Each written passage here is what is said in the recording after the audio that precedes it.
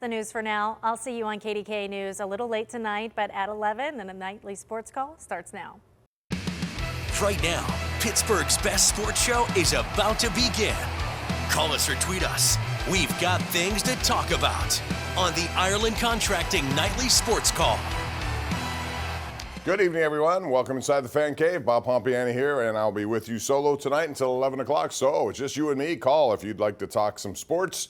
And what a weekend to do that at 412-575-2600. The Pirates go to Miami. Don't just win one, they win 4 on the road. And they did it very impressively to the point where they've never done this really since 1903 on the road. They haven't started a season on the road winning all 4 since that year, so well over 100 years. They started 4-0 in 2018, but that was also some home games mixed in there, and they ended up basically being close to a 500 team, no better than that. So it is only one series. It's 4 games out of 162, and lessons learned from the past. You know, the Pirates started at 20-8 last year. 12 games over 500, had first place all to themselves, and then they went 56-78 in the next 120. And that pretty much doomed them to be where they were, which was next to last in their division. So, you know, keep it real, keep it in perspective, but certainly a good one. And the thing, if you really are optimistic about this Pirate team, the one aspect that I am is their bullpen. We've talked a lot about it.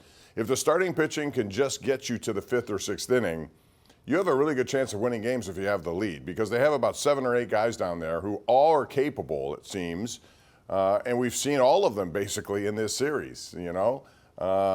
We saw Ryder Ryan get his first major league win. We saw Jose Hernandez get his first major league save. And today, Hunter Stratton gets his first major league save. This is, you know, Bednar had been injured a little bit or not under, or, you know, whatever he was dealing with. He wasn't available the first couple of days.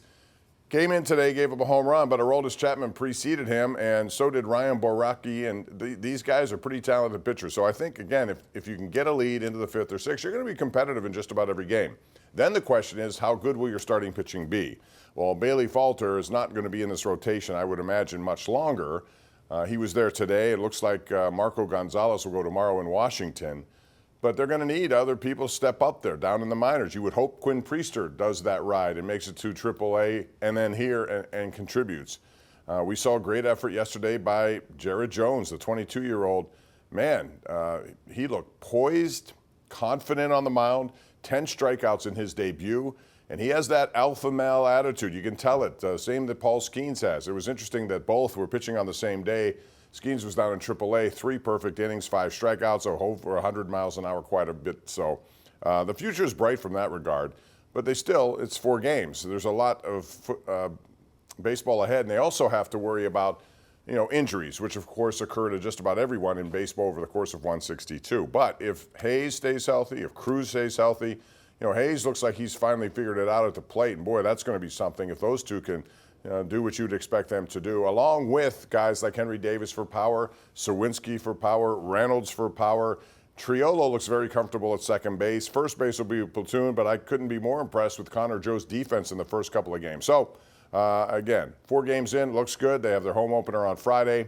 As Kristen Emery has warned us, it may be cold, blustery. There's going to be some rain, potentially snow flakes throughout the course of this week. So hopefully that gets through and it's not that bad on opening day, which starts at 4/12, 4/1/2 day in Pittsburgh. Be great if they could win another series, come home with a lot of excitement in the air to take on the Minnesota Twins. We do have this news tonight that just came in within the last hour, and that is Cam Sutton, the former Steeler and former Detroit Lion cornerback. There was a arrest warrant issued about a month ago for him about a domestic violent case.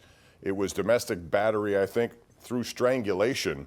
He has been missing. No one's been able to find him. But a couple of days ago, I guess his attorney finally reached out to law enforcement and said he would be turning himself in. And this is a statement tonight from the Hillsborough County Sheriff. Quote, after weeks of evading law enforcement, this man has finally made the right choice to turn himself in. Domestic violence has no place in our community, and no one is above the law here in Hills County. My thoughts are with this woman as she continues to heal from this man's gruesome actions. So it does not sound very promising for Cam Sutton, although at some point he had to turn himself in, and we'll see what happens. One thing we do know, the Lions have already cut him.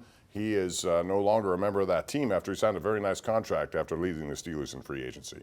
All right, 412-575-2600. Call. Let's talk right here on the Ireland Contracting Nightly Sports Call, 7 nights a week on KDKA Plus, and most nights 93.7 The Fan.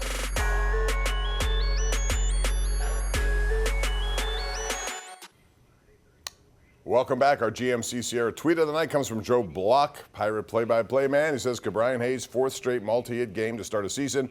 First Pirate to do that since Barry Bonds in 1988, and he has really been dialed in, no doubt. And he had a strong second half of the season. The Pirates were hopeful that can continue, and so far after 4 games it has. Triolo looks really comfortable at second. As I said, Tellez and Joe will split time at first base. Davis, I'm glad to see him. And if you talk about pitch framing, a lot of people wondered about Henry Davis and his defense. Well, so far he's one of the middle-of-the-pack guys, if not ahead of that, in pitch framing in the 3 games he's caught. So off to a good start. His bat will get going, and they need some power. They're going to have a lot of home runs, I believe, in this lineup pretty much all season long. And as I said, today was a mixture of long ball and small ball to get that win 9-7 in Miami. So let's get to the lines. We've got a lot of people want to talk, beginning with Bill in Greensburg. Line 2. Bill, how are you tonight? Happy Easter. Hey, blessed Easter to you, Bob, to you and your family. Thank you.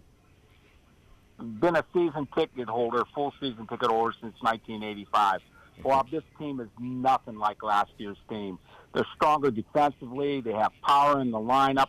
They've got decent starting pitching. That's a little question mark. But Paul Skeens will be up here the first week of June.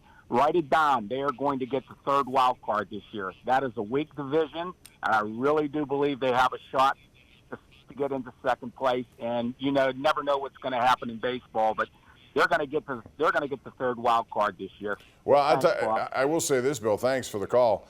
It may be easier to win a division based on maybe how this division. Although who knows? You look at it now and it looks not as good as others, but it may be better as it turns out.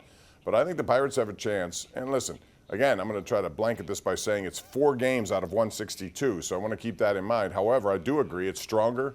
I think a year more with Cruz healthy, Hayes another year under his belt. I think Triolo has opened a lot of eyes, and he's basically taken over a position that was destined for 3 other people. But he was that good and that short-handed. He was a Gold Glove third baseman in the minors.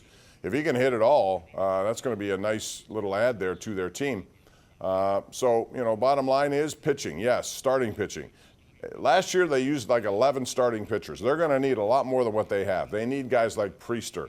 They need other guys in their system to come up here, Skeens among them. But they also need Marco Gonzalez, and we saw Martin Perez look pretty good in his debut. Those 2 veterans have got to give them consistently 5 to 6 innings. And if they do that with Keller, they should be, again, competitive with a very strong bullpen. Let's go out to Big Tony in Greensburg. Second call in a row from Greensburg. What's up, man? How you doing, Bob? Good, Tony. How are you? Good. Hey, I wanted to talk about this Pirate team, man. I really like it. Their lineup, I think, is pretty good. Starting pitching worries me a little. I mean, how long is it going to take to get Skeens up there? Because he's already better than Bailey Falter. Like, why is Falter in this rotation? Well, again, it's just because they need somebody right now. Skeens, they're just going to wait until it's time to get an extra year out of him, and that's fine. A lot of teams do it. I understand how the business side of it works. But, no need for it right now. He can still do what he has to do down there and be up here. Based on what we saw yesterday, though, he is more than ready to be up here at this level. I think a guy like Josh Fleming in their bullpen, they picked him up from Tampa. He was a starter last year. I would expect him to get in this rotation before Bailey Falter does again. Although we'll see. He may want to give Falter another chance because he had some good outings as a Philadelphia Philly over the past 2 years, but so far not so much here. Let's go to Chuck in Uniontown, one of the most loyal Pirate fans I've seen. What's up, Chuck? Thank you. Happy Easter to you, Lisa and Celine, and everybody else. Thank you, sir. It's good.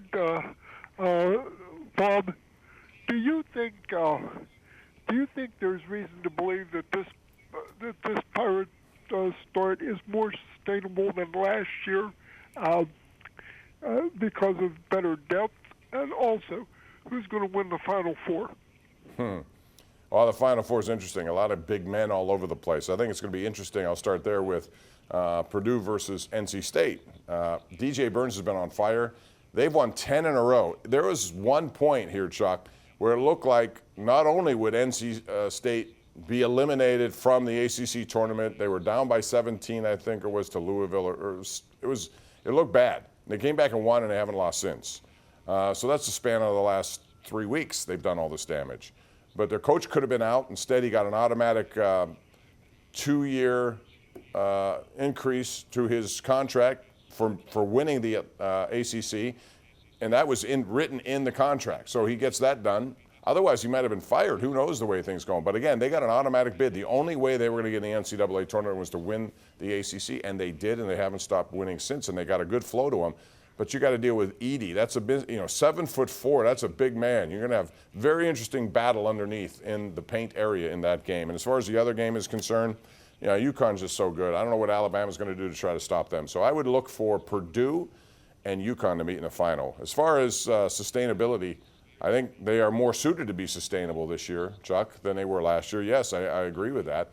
I think it's just a year more experience for guys like Sawinski, Hayes, O'Neal Cruz, Triolo, and Davis help out. So by virtue of that, I think they should be a better offensive team. Let's go to James in Swickley. What's up, James? How are you?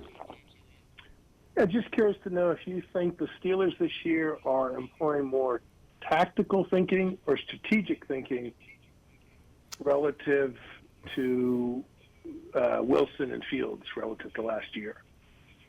Well, I mean, they've completely changed the entire quarterback room. I think they're reacting to Art Rooney II's, end of the season press conference. He told me, and he told a lot of other people, he was getting impatient and winning needed to happen. I think they just basically said, we're going to go out and have to make some changes. They may be drastic for those who view the Steelers as a stable organization, which they still are, but they're trying to do something to speed the process up here, knowing that guys like, Cam Hayward and TJ Watt and Minkah Fitzpatrick are getting older. This window of winning with those guys, is going to be closing soon. So you want to win when you can. Plus, I really think Russell Wilson was brought here to compete with Kenny Pickett when it happened. And then when Mike Tomlin pretty much said Russell will start, Pickett, for whatever reason, didn't want to stick around, and he got his wish. He got traded, but he's in a far more difficult position, I think, for him to start versus Mason Rudolph, who should be able to win a job against Will Levis, I think. We'll see how that goes. That'll be interesting to watch as well. Kirk in Manor joins us right now on the Ireland Contracting Nightly Sports Call. Hey, Kirk. Good evening, Bob. Happy Easter to you. You too. Thank you. I just wanted to say I'm really glad Steelers unloaded 2 players that were not team players the way I saw it all year. And I hope George Pickens can be a team player because we need him now. Yeah, they need him big time now. They also need more help in the receiving room. They don't have much right now. So they're going to have to go out and do that. I thought it was interesting this week they signed Cordero Patterson to be their kickoff return man. He's also somebody they could utilize in their offense on a limited, kind of opportunity. But with this new kickoff rule, it's going to be interesting to see how that works and to see his role in that. He has 9 career kickoff return touchdowns. So that's the most. So he's 33. I don't know if he's going to be capable of doing that, but with this new kind of formation that they used to have in the XFL, it'll be fascinating to watch. Rod joins us right now in Butler. What's up? Or is it Rob? Yeah, I really like the Pirates playing the small ball and running out hard to first base. Henry Davis, by the way, that with a lot of players. Henry, can he run? It's unbelievable how fast he is for a catcher. I mean, he got down that line every time. I like that. And you're right, those are small things, but they're big things. Too many times you see veteran players who just jog. I hate that. I always have hated it. It's a pet peeve of mine. The least you can do is run it out. And by running it out, you never know if you can force somebody to make a mistake. And that's the whole idea behind it.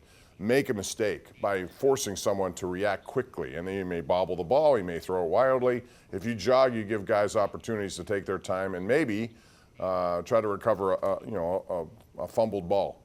So to me, when I see guys hustling, I love it. They're young guys. I hope they continue that throughout their careers. We're going to take a break here. We'll come back with more. I want to remind you about the #1 Cochran Sports Showdown tonight after the late news on KDKA. Ray Fittipaldo and Chris Adamski will join me. We're back with more right after this on KDKA+.